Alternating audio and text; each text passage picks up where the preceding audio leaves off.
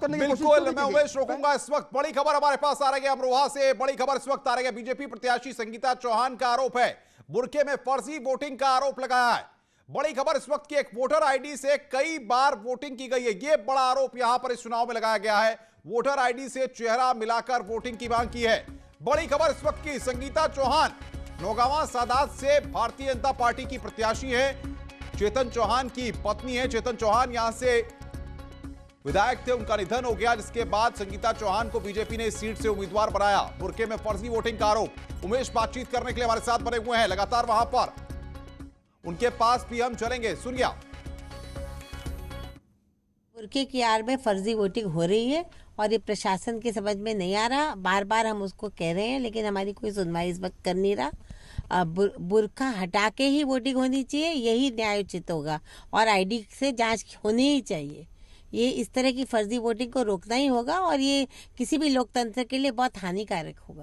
ऐसा है, बुरके की संगीता चौहान का बड़ा आरोप। उमेश श्रीवास्तव बातचीत करने के लिए हमारे साथ बने हुए हैं। उमेश, बुरके में फर्जी वोटिंग का संगीता चौहान आरोप लगा रही हैं, क्या अधिकारी कह रहे हैं?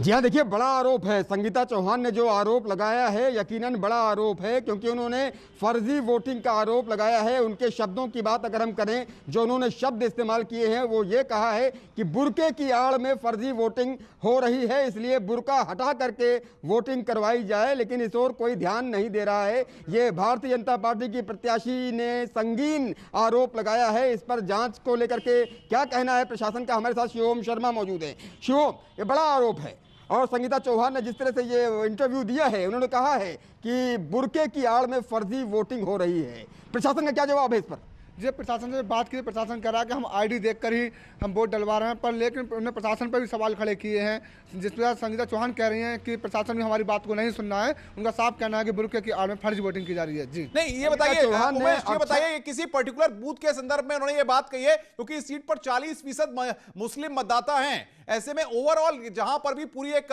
बात कही गई है कि पूरे अमरोहा की नौगावा सादात सीट पर इसी तरीके से फर्जी वोटिंग कराई जा रही है, जिसको लेकर उनका नकाब हटाया जाए, उसमें फर्जी वोटिंग की जा रही है, ये बोला है। संगीता बताइए कि उन्होंने ये सिर्फ कोई पर्टिकुलर बूथ है उसको लेकर के ये बयान दिया है या फिर ओवरऑल बयान दिया है?